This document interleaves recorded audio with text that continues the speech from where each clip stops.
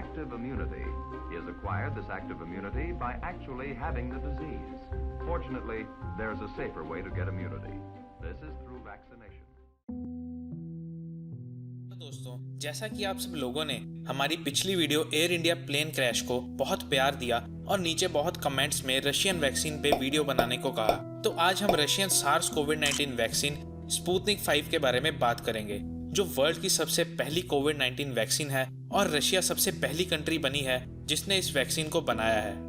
Russian president Vladimir Putin का कहना है कि उन्होंने ये वैक्सीन अपनी एक बेटी को दी है। अब उनकी 2 बेटियां हैं, लेकिन उन्होंने ये मेंशन नहीं किया कि उन्होंने अपनी किस डॉटर को ये वैक्सीन इंजेक्ट की है। इसके अलावा सबसे पहला ग्रुप डॉक्टर्स और टीचर्स का होगा जिन्हें वैक्सीन इंजेक्ट की जाएगी। रशिया को ऑलरेडी फॉरेन रिक्वेस्ट आ चुकी हैं फॉर अराउंड 1 बिलियन डोजेस और 5 मिलियन डोजेस पर ईयर के इंटरनेशनल एग्रीमेंट्स भी हो चुके हैं और इसकी प्रोडक्शन ब्राजील में शुरू होगी। रशिया के लिए यह एक बहुत ही प्राउड का और छाती चौड़ी करने वाला मोमेंट है, क्योंकि उन्होंने ये वैक्सीन यूएस, यूरोप और काफ़ी वेरियस कंट्रीज से पहले डेवलप कर ली है। आज हम ये भी डिस्कस करेंगे कि क्या ये इंडिया के लिए बेनिफिशियल हो सकती है या नहीं। वैक्सीन डेवलप किया गया है मॉस्को के गैमिलिया इंस्टीट्यूट और कंट्री की डिफेंस मिनिस्ट्री के कोलैबोरेशन के साथ। गैमिलिया की प्रोनाउंसिएशन थोड़ी गलत हो सकती है, इसलिए इसे दिल पे ना लें और ऐसे प्रोनाउंसिएशन वाले स्टंट्स प्लीज़ घर पे ना करें। चलो जोक्स अपार्ट, और एम्स के डायरेक्टर ने कहा है कि we will have to see whether the vaccine is safe और नॉट। चलो पहले वैक्सीन के बारे में बात करते हैं कि इसका नाम स्पुतनिक 5 ही क्यों रखा गया। स्पुतनिक के बारे में आपको पता होगा अगर आप ह्यूमन हिस्ट्री की पहली सैटेलाइट के बारे में जानते हो या आप स्पेस में थोड़ा भी इंटरेस्ट रखते हो। Sputnik actually first human history satellite है जिसे 4 अक्टूबर 1957 में सोवियत यूनियन ने लॉन्च किया था, और इस बार की तरह ही उस वक्त भी यूएस, फ्रांस, जर्मनी और वेरियस अदर कंट्रीज को पीछे छोड़ के इन्होंने सैटेलाइट लॉन्च की थी जिसका नाम था स्पुतनिक। अब उसी के नाम पे इन्होंने इस वैक्सीन का नाम स्पुतनिक 5 दिया है। तो जैसे हिस्ट्री को इन्होंने दोहराया और काफ़ी वेस्ट कंट्रीज और काफ़ी और दिग्गज कंट्रीज को पीछे छोड़ा था, वैसे ही आज फिर एक बार इन्होंने बाकी कंट्रीज को पीछे छोड़कर वैक्सीन प्रेजेंट की है for the world. Russian government ने अपने ऑफिशियल ट्विटर हैंडल पे ट्वीट भी किया था और लिखा कि रशिया रजिस्टर्स वर्ल्ड्स फर्स्ट कोविड-19 वैक्सीन, और आगे बताया भी कि ये वैक्सीन बेस्ड है एडिनो वायरस पे और it contains dead corona virus particles which can not multiply and is therefore safe. और साथ में इसके नीचे लिखा है रेडी और not covid here comes the vaccine. तो ये वैक्सीन की एक्चुअल वर्किंग बता रहे हैं कि एक्चुअली डेड कोरोना वायरस के पार्टिकल्स वो एक हेल्दी ह्यूमन बीइंग के अंदर इंजेक्ट किए जाएंगे ताकि उस इंसान का इम्यून सिस्टम तैयार हो जाए फॉर द फ्यूचर। देखो, वैक्सीन इलाज नहीं है। अगर किसी इंसान को कोरोना वायरस हो चुका है और कोरोना ने उसकी बॉडी में प्रॉब्लम्स खड़ी कर दी हैं, तो उसके बाद वैक्सीन देने का कोई फ़ायदा नहीं होता। वैक्सीन एक हेल्दी पर्सन को दिया जाता है जो उसकी बॉडी को तैयार कर देता है एक्चुअल वायरस के लिए, और अगर कभी किसी की बॉडी का सामना होता है वायरस से तो उसकी बॉडी प्रोटेक्ट कर पाएगी खुद को। इन जनरल अगर हम वैक्सीन की बात करें तो जो पोलियो की वैक्सीन इन्वेंट की थी डॉक्टर जोनस साल्क ने, वहाँ पे भी पोलियो वायरस के डेड पार्टिकल्स को ह्यूमन बॉडी में इंजेक्ट किया गया था ताकि इंसान की बॉडी को पता चल जाए कि ये वायरस कैसा है और जिस कारण वो फ्यूचर में इससे डील कर पाता है। तो ऐसे हमारी बॉडी वायरस से इम्यून हो जाती है। तो रशियन गवर्नमेंट के हिसाब से ये सेफ है और ये सिर्फ इनका दावा है। अभी WHO और दुनिया की बाकी एजेंसीज इसे टेस्ट करेंगी कि क्या ये एक्चुअली में सेफ भी है या नहीं।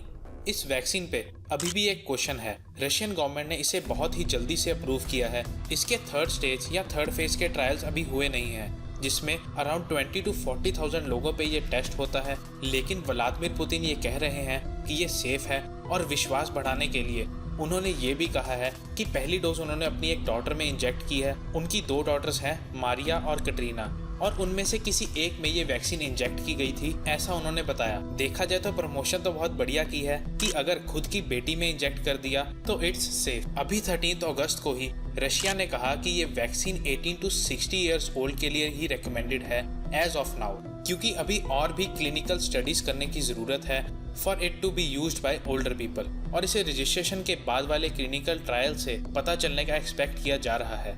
हालांकि अलेक्जेंडर गिंट्सबर्ग, जो कि डायरेक्टर है गैमिलिया साइंटिफिक रिसर्च इंस्टीट्यूट के, जिन्होंने ये वैक्सीन डेवलप की है, उनका कहना है कि उन्होंने भी ये वैक्सीन ली है और वो अपने लेट 60s में होने के बावजूद भी अच्छा फील कर रहे हैं। वैक्सीन का पहला बैच अगले 2 हफ्तों में तैयार हो जाएगा। वैक्सीन के फेज 1 और फेज 2 ट्रायल्स 1 अगस्त को ही कंप्लीट हो गए थे और जितने भी वॉलंटियर्स हैं वो अच्छा फील कर रहे हैं और अभी तक कोई साइड इफेक्ट्स भी नहीं देखने को मिले हैं। बाकी हमारे पीएम नरेंद्र मोदी जी ने भी कहा था कि 15 अगस्त को इंडिया भी एक वैक्सीन निकालेगा और देश को कोरोना वायरस से आज़ाद करेगा, जिसका कोई नामो निशान नहीं दिख रहा।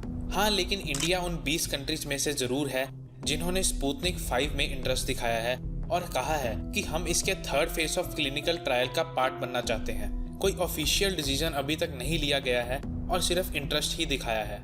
इसके साथ साथ ऑक्सफोर्ड भी वैक्सीन तैयार कर रहा है और उसका भी फेज 3 ट्रायल स्टार्ट हो जाएगा ब्राजील में।